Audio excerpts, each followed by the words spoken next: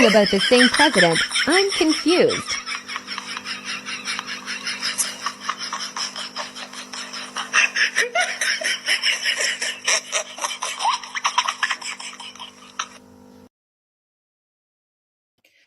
Good evening, good evening, good evening. Thank you for joining me here with Conversations with Taz. Whew. There is so much to dig into tonight. Still working on the bingo cards. Have not forgotten about you all regarding that. I should have them ready to roll out by September 1st. But remember the former friend associate of Liz Cheney who originally was a Trump hater. Now she's deep into the conspiracy theories. She lied about Cheney giving her a call to congratulate her and concede the election. That's barely the tip of the iceberg. Let's go ahead and take a look at this. We're fed up with the Green New Deal and the socialists who created it. We're fed up with the attacks on our fossil fuel and energy industries. We're fed up with an open border. We're fed up with human trafficking. We're fed up with fentanyl flooding our country. And we're fed up with illegal immigration. We're fed up with critical race theory. We're fed up with boys competing in girls' sports. We're fed up with...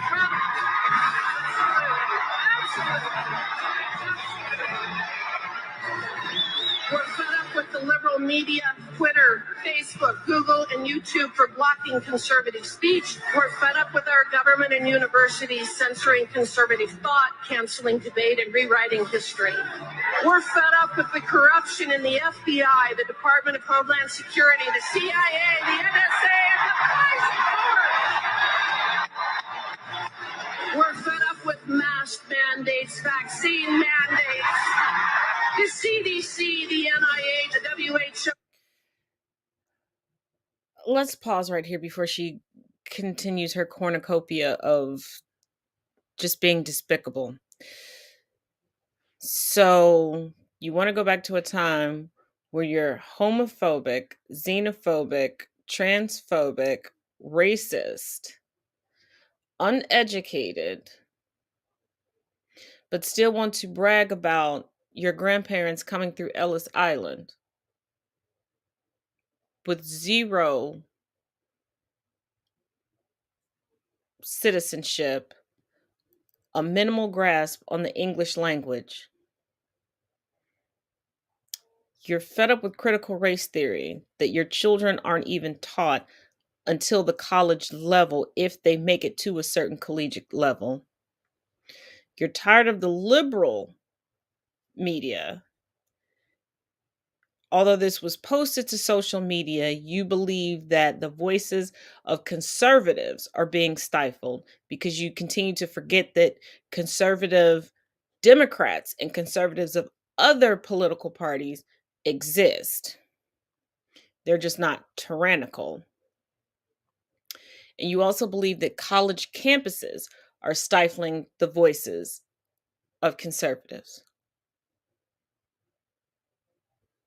because conservative private universities don't exist.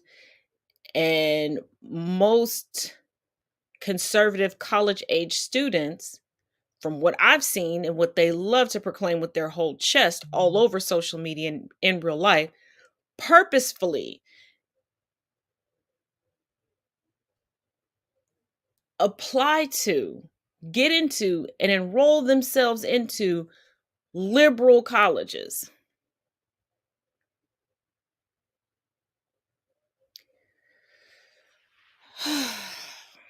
Okay.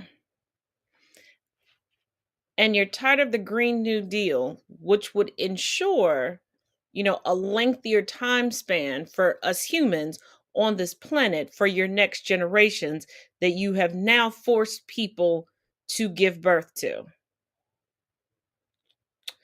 Let's go on with this cornucopia. Here we go.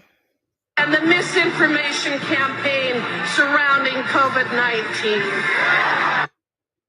You're fed up with the campaign that you all are running with the GOP? Because that's where the misinformation and disinformation trains are coming from. But okay. We're fed up with Anthony Fauci.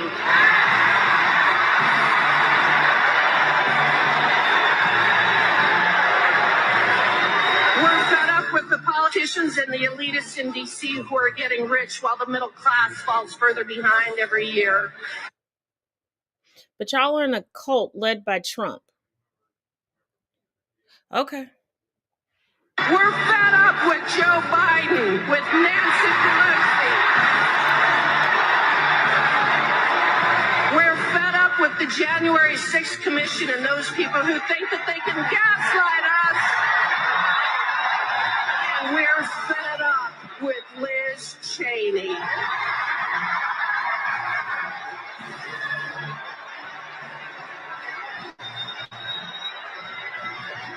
And we are putting everyone on notice. As of November 8th, we're taking our country back.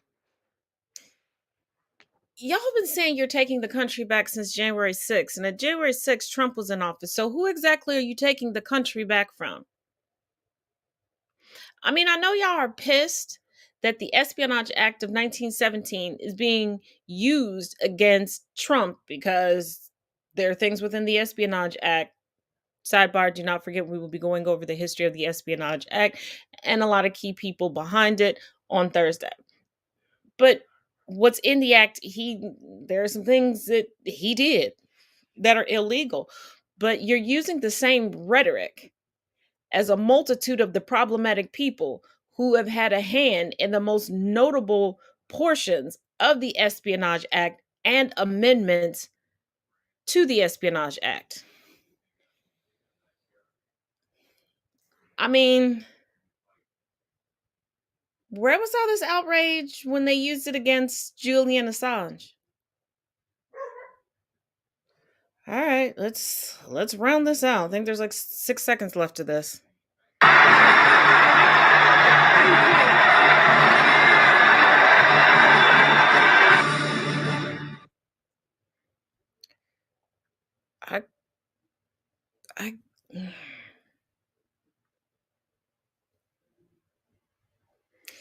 If the GOP is going to do anything, they're definitively going to be hypocritical. But I guess I digress. If you have not already checked them out, quick side note, there are blogs tagged in the description of this video. And since the latest cuckoo cuckoo box that job Trumpla lady brought up Dr. Fauci, let's jump into it. From the Associated Press, Fauci to step down after decades as top U.S. infectious expert. Dr. Anthony Fauci, the nation's infectious disease expert who became a household name and the subject of partisan attacks during the COVID-19 pandemic, announced Monday he will leave the federal government in December after more than 5 decades. Fauci directs the National Institute of Allergy and Infectious Diseases, is chief medical advisor to President Joe Biden, and also leads a lab studying the immune system. While the COVID-19 pandemic introduced him to millions of Americans, he's given straight talk to the nation about numerous outbreaks, including HIV, AIDS, SARS, pandemic flu, Ebola, and the 2001 anthrax attacks. I've gone into this campus and into the labs and into the hospital every day, including most weekends, for 54 years. The idea of walking away from it obviously is bittersweet, Fauci told the Associated Press. In announcing his departure, the 81-year-old Fauci called his roles the honor of a lifetime, but said it was time to pursue the next chapter of my career. Known for his candor and for the ability to translate complex medical information into everyday language, Fauci has been a key advisor to 7 presidents, starting with Ronald Reagan. Fauci became the face of the government response to COVID-19 as it hit in early 2020 with frequent appearances on television news and at daily press conferences with White House officials, including then President Donald Trump. But as the pandemic deepened, Fauci fell out of favor with Trump when his urgings of continued public caution clashed with the former president's desire to return to normalcy and to promote unproven treatments for the virus. Fauci found himself marginalized by the Trump administration, but he continued to speak out publicly in media interviews, advocating social distancing and masks in public settings before the rollout of the COVID-19 vaccines. He was also the subject of political attacks and death threats and was given a security detail for his protection. When Biden won the White House, he asked Fauci to stay on in his administration in an elevated capacity. I've been able to call him at any hour of the day for his advice, Biden said in a statement. Whether, whether you've met him personally or not, he has touched all Americans' lives with his work. I extend my deepest thanks for his public service. The United States of America is stronger, more resilient, and healthier because of him. Fauci said he planned to continue working after leaving the government, saying he wants to use his experience to hopefully inspire the younger generation of scientists and would-be scientists to consider a career in public service. For all the rancor of the coronavirus pandemic, it wasn't Fauci's first run in with an angry public. He became the head of infectious diseases branch of the National Institute of Health in 1984 when the nation was in the throes of the AIDS crisis. Activists protested what they saw as government interference, and Fauci, frustrated at being unable to save dying patients in the NIH's hospital, brought them to the table in the hunt for treatments. Later, under President George W. Bush, Fauci helped develop PEPFAR, the president's emergency plan for AIDS relief, to bring life-saving HIV treatments to developing countries. In 2008, Bush awarded Fauci the Presidential Medal of Freedom. Fauci said Monday he'd hoped there would be a successful HIV vaccine before he retired, but it wasn't for lack of trying to overcome extraordinary scientific challenges posed by the virus. Fast forward to COVID-19, and for many Americans, Fauci has remained a trusted voice, and even scientists were surprised again and again by the fast-evolving new virus. The NIH had laid the scientific groundwork for the speedy development of powerful coronavirus vaccines, which, while not perfect, are highly effective at preventing serious illness and death. Fauci told the Associated Press that he remains frustrated at the country's divisions over how to handle the pandemic. If ever there was a situation where you wanted a unified approach and everybody pulling together for the common good, it would be when you're in the middle of a public health crisis, he said. As a physician and scientist, I and my colleagues have the responsibility to do what's correct, what is science-based. And that is so correct. But as much as it pains me to see Dr. Fauci go, I understand. The man is in his 80s. It is time for him to move to the next walk of life. And something tells me he's going to be just like my papa was when he retired from the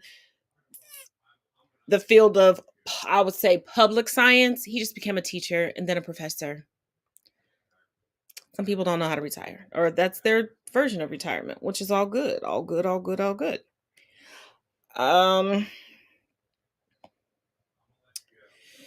Last week, I reported that one of Louisville Police Department's, one of the corrupt officers, former officers, had planned on pleading guilty. There's an update on that coming from NBCnews.com. Former Louisville detective pleads guilty to Breonna Taylor cover-up. A former Louisville police detective who helped falsify the warrant that led to the deadly police raid at Breonna Taylor's apartment has pleaded guilty to federal conspiracy charge. Federal investigators said Kelly Goodlett added a false line to the warrant and later conspired with another detective to create a cover story when Taylor's March 13, 2020 shooting death by police began gaining national attention. Taylor, a 26-year-old Black woman, was shot to death by officers who knocked down her door while executing a drug search warrant. Taylor's boyfriend fired a shot that hit one of the officers as they came through the door, and they returned fire, striking Taylor multiple times. Goodlett, 35, appeared in a federal courtroom in Louisville on Tuesday afternoon and admitted to conspiring with another Louisville police officer to falsify the warrant. Goodlett briefly answered several questions from federal judge Rebecca Jennings Grady. All I have to say to that is, who's next? Who's next on the list? Are y'all going to take this to trial? Or are you finally ready to plead it out?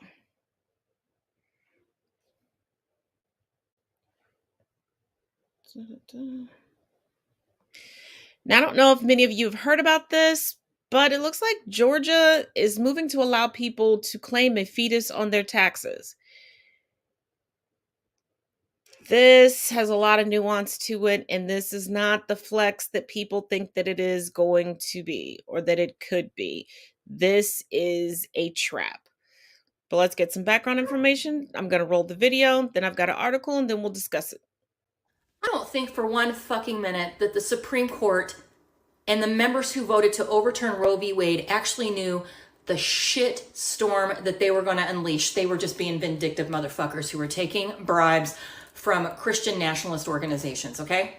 But now Georgia says that if you're a resident and you're pregnant or you have embryos, you can claim them as dependents on your state taxes. Now, before you celebrate, keep in mind that we used to applaud the fact that life began at birth versus conception. So once you take this tax credit, you've admitted that your child is a human being. And some of you, that may not bother you, but it cannot live and breathe out of your body. But on another level, imagine you were an infertile couple that used in vitro to get a bunch of eggs fertilized, and you got like 30 in storage.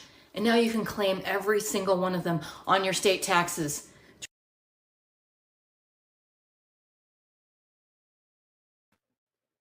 Stick a pin in that. Let's go to this article coming from CNN Politics. Georgia says an unborn child can be claimed as a dependent on state taxes. Georgians can now claim an unborn child as a dependent on their state taxes, the State Department of Revenue announced this week. Residents filing their 2022 tax returns who had fetuses with detectable heartbeats at 6 weeks of pregnancy can claim a dependent personal exemption in the amount of $3,000, the department said on Monday. The announcement follows the U.S. Supreme Court's landmark decision overturning Roe v. Wade, eliminating the federal constitutional right to abortion, and the subsequent ruling by the 11th Circuit Court of Appeals that allowed a Georgia law banning abortions as early as 6 weeks of pregnancy to take effect.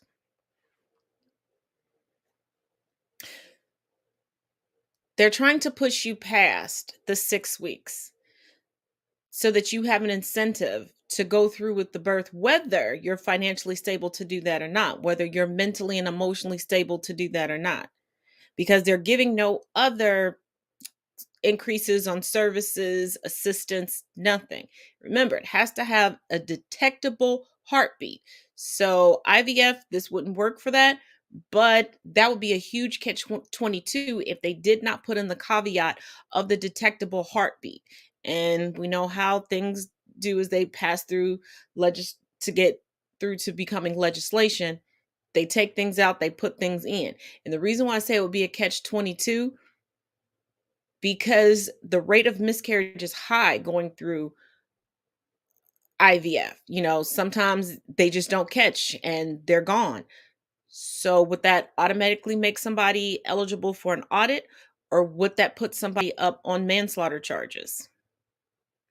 Because you've now claimed that this embryo, this fetus, is a child, is now a citizen. And how exactly would you claim said on your taxes, because they have no social security number?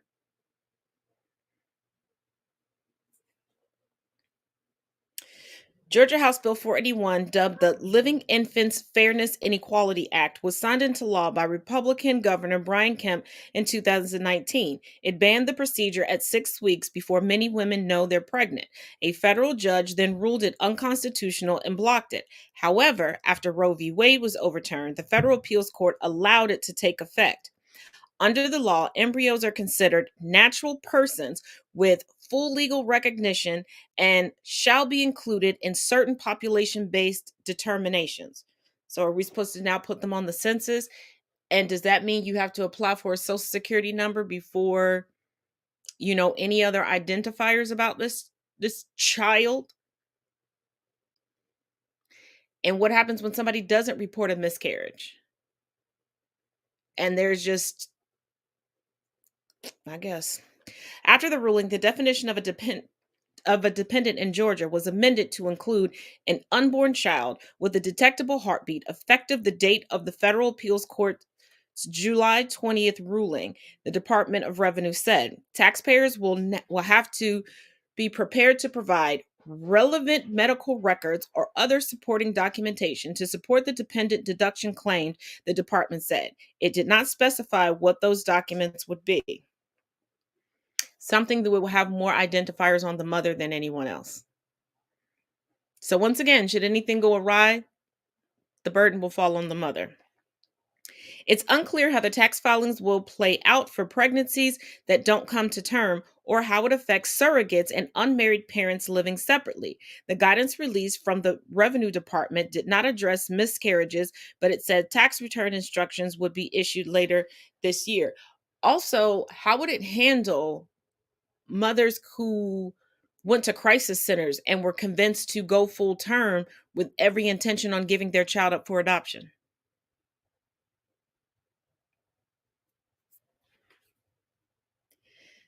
The Georgia changes highlight the swirling debate over how to define personhood in the aftermath of Roe v. Wade. A federal judge recently blocked a personhood provision in an existing abortion ban in Arizona, forbidding the state from using it to impose penalties for abortion that would otherwise be legal under existing Arizona law.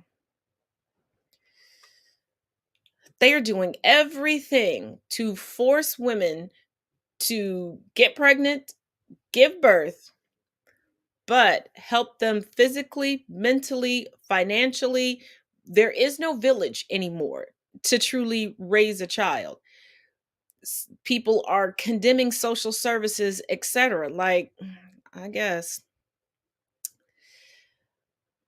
But that's not the craziest thing we have tonight. Let's talk about the Make America White billboard. There's a woman in this video that gives a pretty awesome viewpoint on this, but stick through to the end. But when I designed the Make America White Again billboard, it was specifically to engender in people's minds a thought process that would take them back to, let's say, the 1960s. I call it the Leave It to Beaver, Ozzie and Harriet. You can't engender a thought process into people who have not experienced that time frame, to people who have heard about y'all gripe about wanting to go back to that time frame and hated it. Boomer area, from Gen X on, everybody can't stand boomers. I lived back then. I was a kid in the 60s and 70s, and I saw how women were treated, and I saw how people of color were treated, and it was horrible. I wouldn't want to go back. I and many, many, many millions of others believe that that was a better America. We believe that it was an America where you didn't have to lock your doors, you didn't have to worry about carjackings and home invasions. 1965, crime rates shot up. Dumbass. And you got to remember, too, that underage rape and domestic violence and things like that, there was an awareness of it and it wasn't reported. So not even counting that. It was an America that was far superior to the America that we live in today. And not coincidentally, it was an America whose demographic was 85% plus Caucasian. What about what we learned in history, the great melting pot? Well, it's a melting pot and they all come over here. What are you bitching about?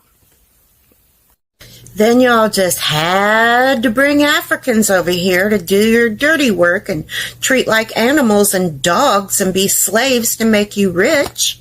The white people just allowed them their freedom, and after they ripped them away from their culture and their roots, they finally connected back to it and are living their culture and their roots and the ways of their ancestors, and you don't like it. It's un-American. Putting billboards up around town with that message. Why did you decide to do that, and what was the reaction you were expecting to get? Well, I was expecting, unless there was some type of sophisticated tampering with the algorithms, I was expecting it to do exactly what it has done. I was expecting it to go viral, to spread far and wide, because that's the nature of the beast today in the age of social media. The reason I put it up was simply, first of all, because it is a truth. No, the reason you put it up, you've always wanted to put it up, but the reason you put it up because of your snaky old ass finally got a little bit of balls because of Savior Trump. I like to say this picture's worth 1,000,000 words, not 1,000. 1,000,000 words that spell out fascism. But it is a truth that the demographic of America in 1965 was a very integral part of why that America was so much better than this America today. And then the hippies had to just come in and ruin it, didn't they?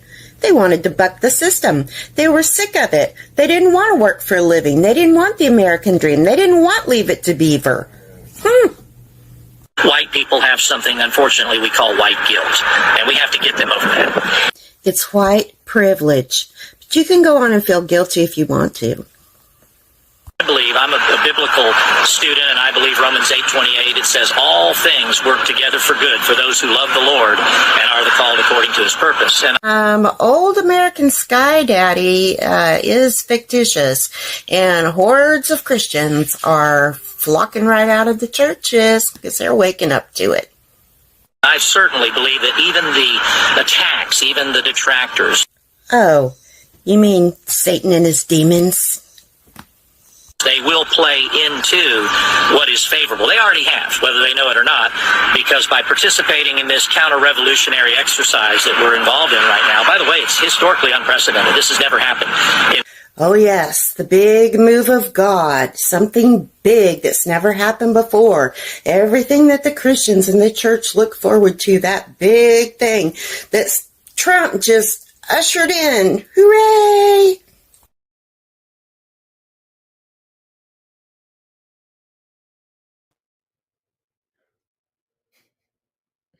He wants to go back to a time where the white population were heavily skewing statistics, sending their pregnant daughters off to be alone to camps to strip their babies away and raise them as their siblings or give them to an aunt up north or down south. We're serial killers. We're just running amok and taking white girls and children out like Skittles on Halloween. Wants to take women, specifically white women, back to a time where they weren't working, couldn't rent or get a home in their name, couldn't get a credit card in their name, had to register to vote under their husband's name. If they were not married, were shunned and considered spinsters and floozies. Where virtually everything was segregated.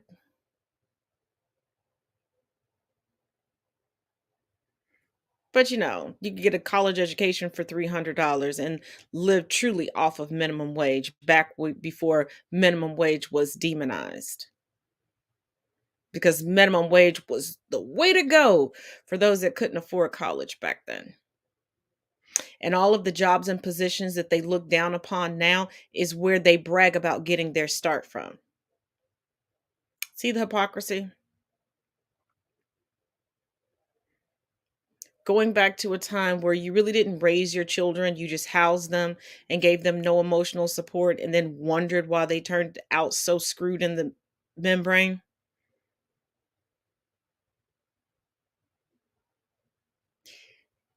He wants to go back to that time as he speaks about going viral in algorithms, that he intentionally did something to go viral.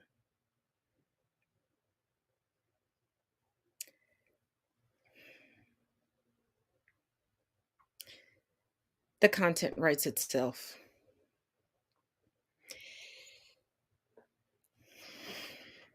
But speaking of, let's try not to go back in time. Coming from the Hill, Democratic senator says the Arizona GOP has dangerous ideas. Senator Mark Kelly, Democrat from Arizona, said on Sunday that members of his state's Republican Party have dangerous ideas. On CNN's State of the Union, anchor Jake Tapper asked Kelly about his thoughts on the state's GOP with regard to candidates running for office who have denied that President Biden was legitimately elected or suggested that their political opponents be jailed.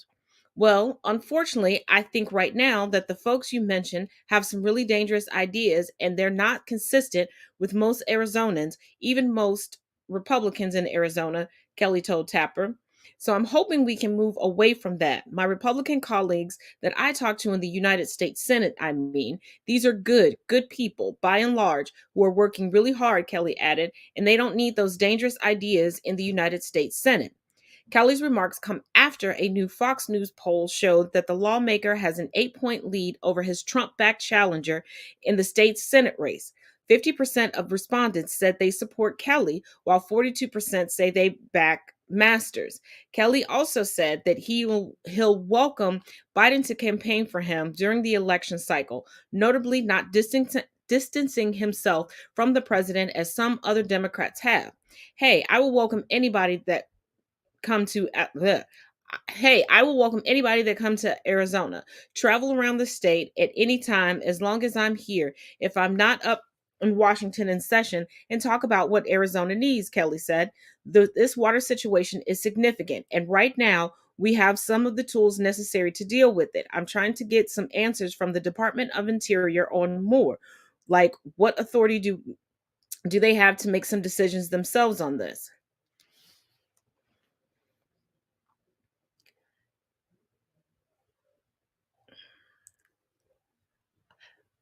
I loathe Trump. I have always loathed Trump from the depths of my being. Okay? He makes the center of my soul feel like it is riddled with poison ivy and poison oak. But I will say I agree with him on one thing.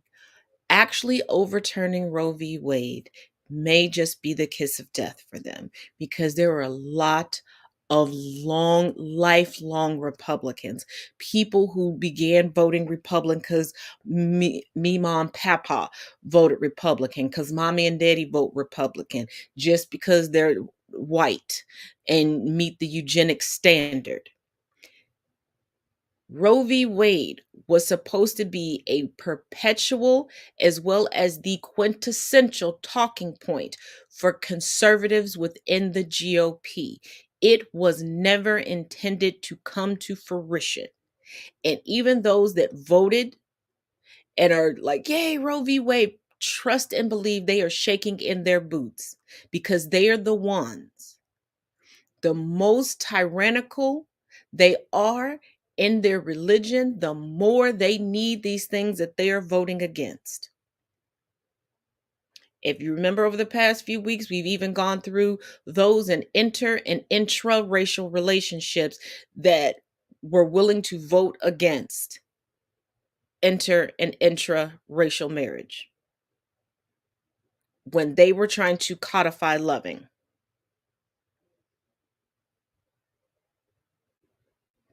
They will do all of this for votes, because to them, votes do not represent their constituents.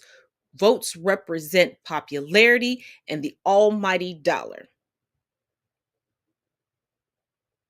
Because the general public can probably name a handful of Democrats, independents, progressives all together on one hand. How many conservative Republicans can you name? Can you spot out of a lineup? It is about popularity and money. No more, no less.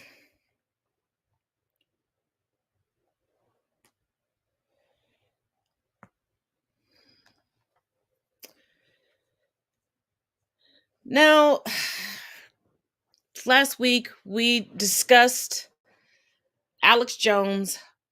Yes, a lot going on with Alex Jones, but specifically Alex Jones publicly stepping away and removing his endorsement of Trump after many, many years, and him no longer being the president of the Trump fan club and him throwing his support behind Ron DeSantis and throwing a little criticism towards Trump. Well, I guess Trump got wind of it a little quicker than Alex Jones suspected, and now he's backpedaling and bootlicking. Once again, it's stuff like this. This is why Trump walks around acting as if he is the lead character in Goodfellas. Here we go. Well, it looks like Alex Jones may be a little scared because now he's getting some blowback after he announced Thursday that he was backing DeSantis over Trump. Now, Alex Jones sent an emergency message to Trump saying that he didn't mean what he said and that the 30-minute clip was taken out of context. No, it wasn't. I painfully watched that 30-minute clip, and you said what you said and you meant what you said. And here's a little bit of what you said before we listen to your emergency message to Trump. A few years ago, even though I disagreed with his warp speed, because I thought that we had to keep him in office because of the nightmare scenario if Hillary or Biden got in, back before they were officially running. But that said, I am supporting DeSantis. DeSantis is just gone from being awesome to being unbelievably good.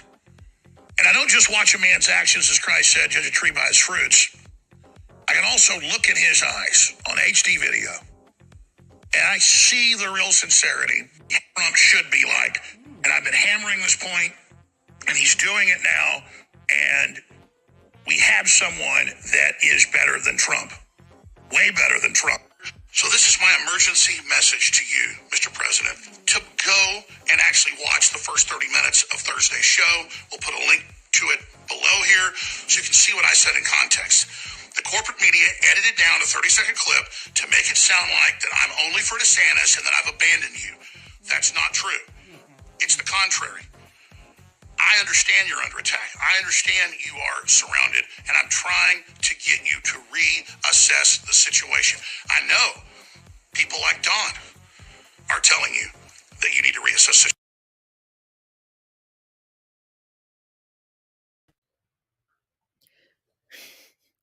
You know what this Alex Jones, Donald Trump, back and forth, I'm going to bootlick for you forever, Donald Trump reminds me of? It reminds me of when you see two people who used to be so chummy and buddy-buddy on social media, and one does something egregious, and the other one is like, I got to distance myself. And then they may go live, and somebody will ask them a question. They're like, yeah, I agree. That wasn't so cool. And then instead of picking up the phone and them handling it behind the scenes, they got to go back and forth. And whoever has the bigger platform is who's going to be bowed down to, because that's what too much of society has diminished themselves to. Equating themselves to the size of their following, not the value of their content or having any type of message. No different than Alex Jones and Donald Trump. And quick side note, this is why I chuckle and laugh.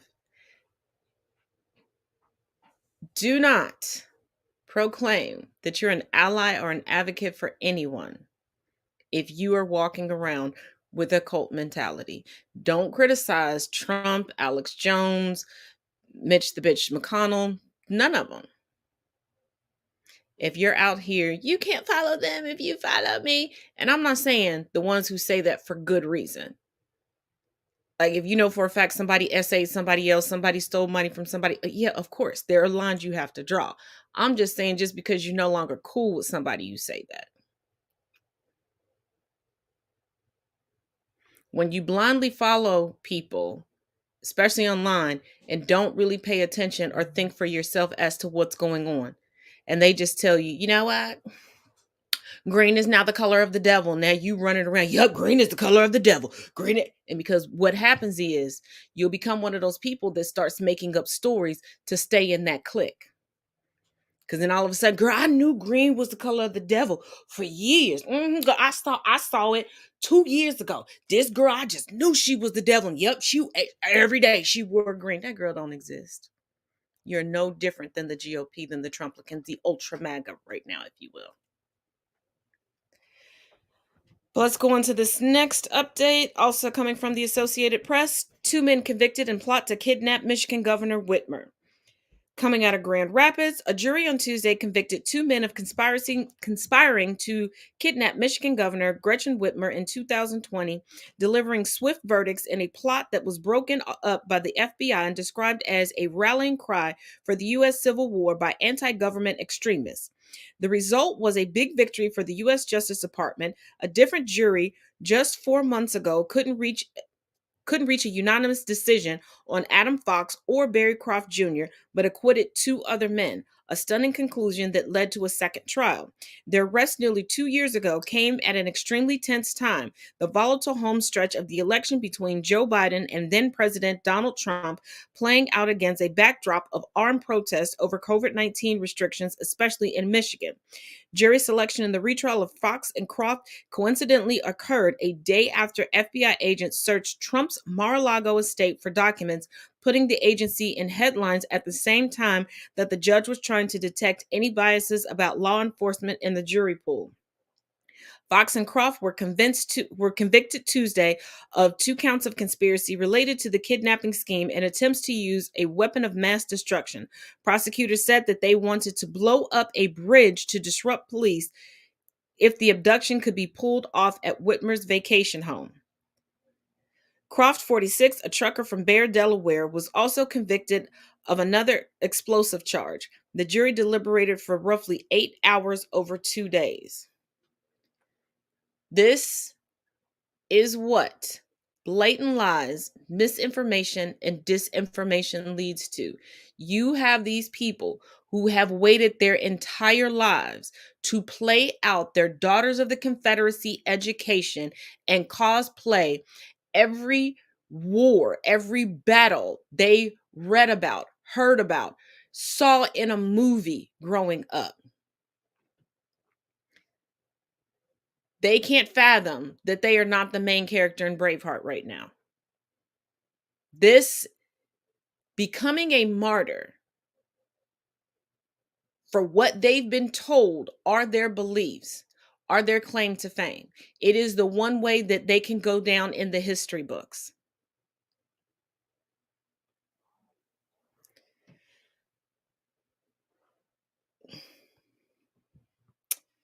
But it is what it is. Oops, almost forgot. It's been a while, but we do have a new ad for you. And free shipping with code SHOP08. Here we go. Style.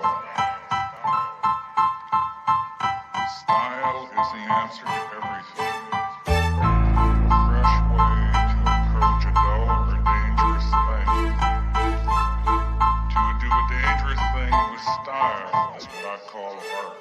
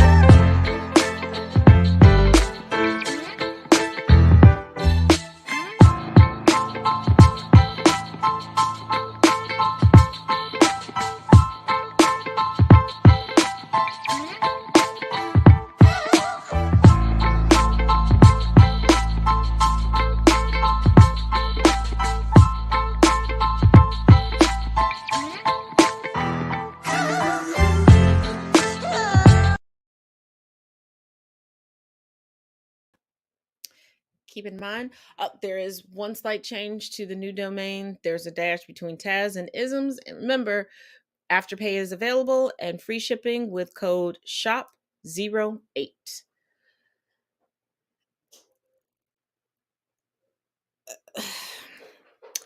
Let me read this article, and then we're going to play a series of videos, and then we're going to come back and talk about them. Because they all go hand, excuse me, they all go hand in hand. So coming from Yahoo News, Trump had 300 classified documents at Mar-a-Lago. I'm sorry. Let's try this again. Trump had 300 classified documents at Mar-a-Lago called boxes mine and report. Former President Donald Trump had more than 300 classified documents at his Florida estate, Mar-a-Lago. First of all, y'all know I'm going to correct this every time I see it. It is not his Florida estate. It is registered as a National Historic Landmark, which I still don't understand, and a golf resort that have since been recovered by the federal government. The New York Times reported Monday. The figures represent 3 batches of documents that federal officials have recovered in recent months amid growing concern Trump had absconded with the files after he left the White House. About 150 documents marked classified were handed over to the National Archives in January, a large number that prompted concern from officials there that Trump may have had additional sensitive material in the bowels of the resort. Trump reportedly went through those boxes himself late last year before they were turned over. Officials at the Justice Department later went to the Florida golf course in June with a subpoena for any additional classified material, but reviews of security footage and information from interviews with Trump's aides led them to believe there were even more documents that hadn't been turned over. The Times added that former White House officials were tasked with trying to return the documents to the federal government, but Trump resisted, calling the boxes mine.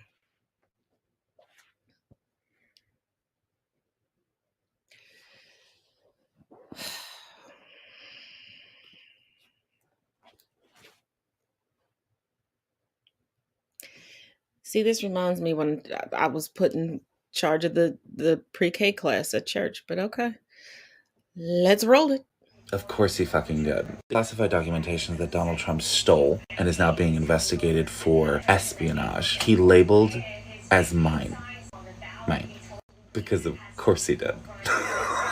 Of course. This shit is bananas. BANANAS. Just when you think shit couldn't get any more fucking crazy train, enter attorney at law, Donald Trump. Not really, though. But Donald Trump is representing himself pro se here in the state of Florida regarding his search warrant. Don't believe me, just watch. Oh, yes. Pro se. For those that aren't familiar with legal terms, that means that you are representing yourself. And I cannot wait to read his legal briefing that he files, because you know that is chock full of kafifi. You can't even make this shit up at this point. It's like a fucking cartoon. Are we being punked? Gotta get so much better. I kid you not. Donald Trump is representing himself. He can't find a lawyer. And if you read them, it's some hot verbal diarrhea. His motion is so bad. I smell desperation. Oh my god, I get so much. Okay, so while we're waiting for TikTok to release my second video, let's talk about this filing. Obviously, there are 3 attorneys that signed on to this filing, which means Donald Trump isn't pro se. I'm assuming that somebody in the clerk's office of this court system screwed that one up. I would also like to point out that they filed this in a court district that was not the district that the warrant was filed and served in. In terms of legal standing, I have since spoken with an attorney that I work with, and he said that there is 0 legal basis for this filing because they proved in their own filing that he broke the law. And this isn't going to help him either way, because this type of response is usually what comes after criminal charges have been filed. So I'm very interested to see how it's all going to play out.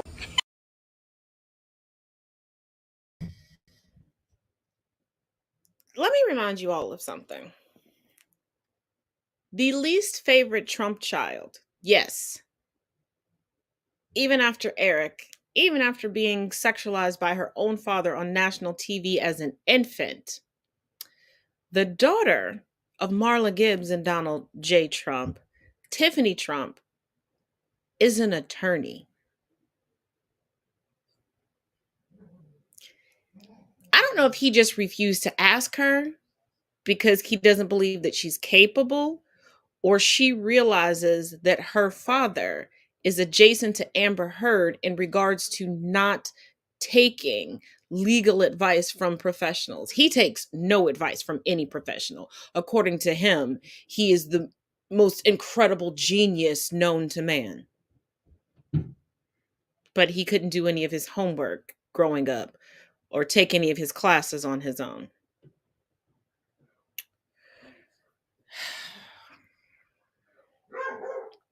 But yes, he legitimately marked boxes. Mine. Took them because, as long as I mark it, it's mine, right? He called dibs, so I guess we have to respect it. And he really thought that he was going to outsmart and outwit the United States government.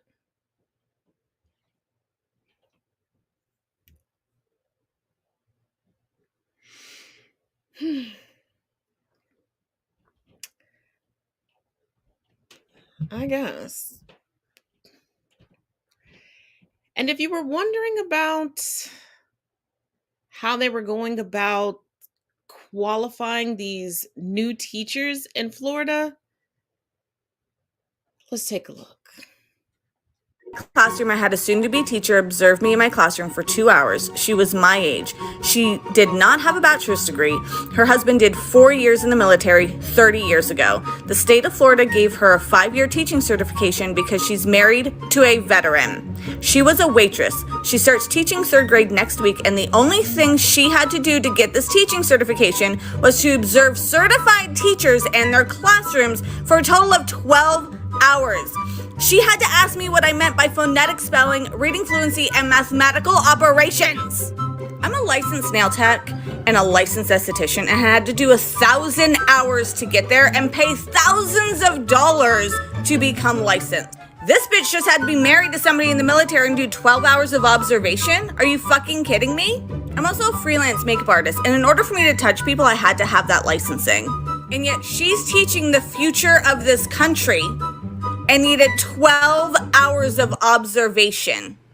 I needed more training to become an esthetician and nail tech than this woman needed to become a teacher.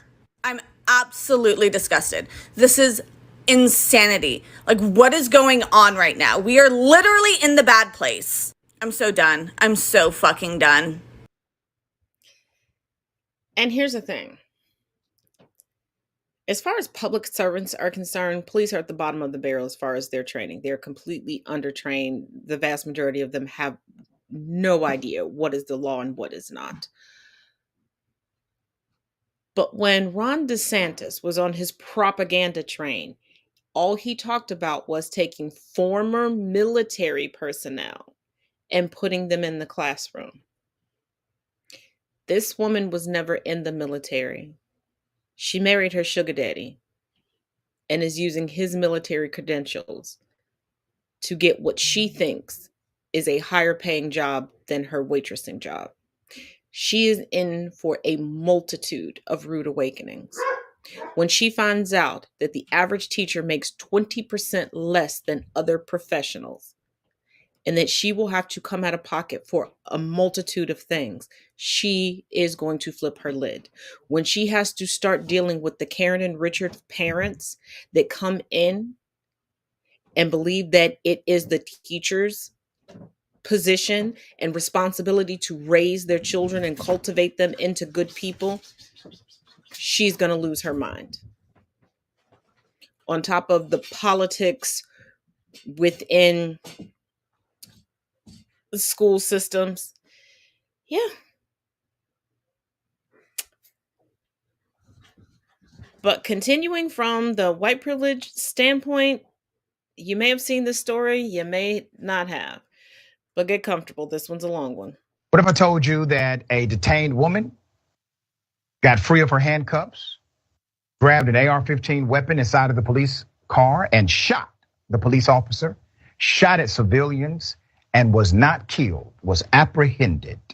But that's exactly what happened. Let me take you to the video. Here it is. New details surrounding last Friday's bizarre shooting in Grady County. The suspect had her first court hearing just a few hours ago.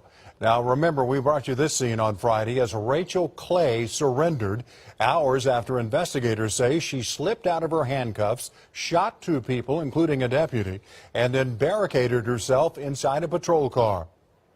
News 4's Caitlin Ogle joins us now live. And Caitlin, you also just found out how this whole thing got started. Tell us. Well, these court documents show this all started with Clay crawling around on all fours and barking like a dog. And just a few hours ago in court, she asked the judge for help. New court documents revealing the moments leading up to this arrest of Rachel Zion Clay after she allegedly shot a Grady County deputy and another man, Dale Moses. Deputies say Moses called them to a Bridge Creek home on Friday where Clay was, quote, crawling around on her hands and knees and, quote, barking at them. When they arrived, the 36-year-old was allegedly yelling things like, "You let her die," and "I'm not human." Deputies were told Clay may have been out of medication, so for her protection, they cuffed her and put her in a patrol car. Inside, investigators say Clay unbuckled her seatbelt, slipped her wrist out of the cuff, and, quote, reaches through the plexiglass partition window, pulling a deputy's loaded rifle through. Minutes later, deputies say Clay aims and fires one shot at Moses and the 2 deputies. Seconds pass and Clay, quote, puts her head down and fires 9 more rounds. The sheriff's office says the deputy and Moses were grazed by bullet fragments and are now okay. But at one point, Clay tossed papers out of the car before surrendering nearly 3.5 hours later with a dog in hand. Court documents say on those papers, Clay wrote notes like, "I killed one, evac the city, ambush, ambush," and, quote, "kill any cop that tries to approach." On Monday, Clay appeared before a Grady County judge via video, rocking back and forth, crying and asking for a doctor and a psych evaluation. I mean, did they even return fire? I'm not saying this woman should be dead. I am saying if she was dead, it would be understandable. Put up a picture. I appreciate when there's a preservation of life every time. Here's my point. Just as Miss Rachel Zion Clay is alive, George Floyd should be alive. Just as Rachel Zion Clay is alive, Breonna Taylor should be alive. I can go down the list. She actually was armed and dangerous. She's alive. The individuals I just named, the black folks, were not armed. They were not dangerous, and they are in fact dead. 36-year-old woman has now been arrested for additional charges. I'm going to get into that in a minute. Her name, obviously Rachel Zion Clay. She later she tested positive for methamphetamine. They have now increased her charges for shooting with intent to kill and is being held on a $1 million bond. The fact that she even has a bond is amazing to me. This happened on August 12th when the Grady County Sheriff's Office received a call Friday morning about a suspicious individual near home. Clay will be found crawling about on her hands and knees in the backyard and howling. Deputies said they did not originally intend to arrest her as she was only in protective custody for her own safety. But once Clay slipped her handcuffs and grabbed the AR-15, she fired nearly 10 rounds, hitting a deputy and hit the homeowner. Both men sustained non-life-threatening injuries, but obviously all of them could be dead. She'd barricade herself in the cruiser for 3 hours before eventually surrendering. That's what she did. That's the vehicle. That's the vehicle in question.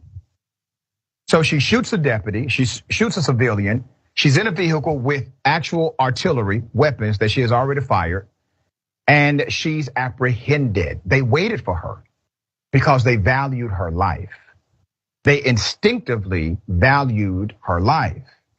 And they acted in a way, they performed in a way that showed that value. Grady County Under Sheriff Gary Bodges said the office is now updating its protocols to keep deputies safe. One, I will say, is our console where we actually keep said gun. She was able to see that. That's going to be replaced. We're going to put a switch someplace else in the vehicle lock. Yeah, you think so, Sheriff? It may not be a good idea that for people that are in the back of your squad car to have access to your AR-15 just because they push a damn button. All right? Good call there. Hodges also added, and I quote, "It's a freak deal. It's one of these. I'm going to say 1 in a million. But it's one of those deals that, once it happens, then you go back and try to make sure it never happened again. That's why we're looking at it." All right. David, my dear brother. This is one of these, it's not one in a million, because what happens is police are trained to dominate, and it's easy to dominate and to literally choke the life out of somebody who is on the ground, who you've already got pinned down. It's really easy for a police officer to dominate that person. But the moment police suddenly look up and they're up against an AR-15, or they're up against a kid with an AR-15 in a school, suddenly it's, we gotta retreat. We gotta wait this out. As opposed to charging in and trying to take that person's life. No, the police, they get afraid when they are outgunned or strategically in a position where they can't dominate. That's when the police retreat and they're frightened. And we need to do a better job of getting police to respond differently, but also to recognize that they don't have to dominate when they do have physical superiority or in a better strategic position over somebody. They should be waiting out and trying to talk down everybody. I wish every situation where there was a confrontation lasted 3 hours. That would show the police are showing some patience. That's right. Listen, I need police to start treating unarmed black people like they treat armed white women who have shot them, because obviously due process is allocated to them. She will go to court. She will likely be convicted, but she's going to get her chance at due process. The other individuals who are unarmed and not dangerous did not. Mental illness and addiction are incredibly powerful over people's lives. I do not diminish that. This is why I am all for defunding the police once again, because we defunded them previously, and that's how we got paramedics, EMTs, and ambulatory services. Because if you were not aware, there was once upon a time that if you were having a heart attack, a cop would show up. What were they going to do? But I digress. But we've seen instances of members of the BIPOC community having mental health crises, going through issues with addiction, and they have not been given grace. They have not been given understanding. We have seen members of the BIPOC community simply exist and try to change a tire or sleep and been viewed a threat. This goes further and deeper and is far more nuanced than companies and police departments simply having additional training. Racism and racial tropes live, fester, and blossom in the garden of ignorance and stupidity. Why do you think states want to roll back and no longer teach history and science to primary school children? Why do you think they are so terrified of teaching critical race theory, which is merely the unwhitewashed, untouched by the daughters of the Confederacy education? Because until you stop infantilizing the Civil War, the antebellum period, Reconstruction, Jim Crow, etc., this will continue to happen. We are in a perpetual Groundhog Day of racial tropes that continue to wreak fear from coast to coast. But thank you all for joining me tonight. I will be here with you all tomorrow for Get Into It with Taz and Chris. And as I always say, each one teach one, each one reach one. Till tomorrow.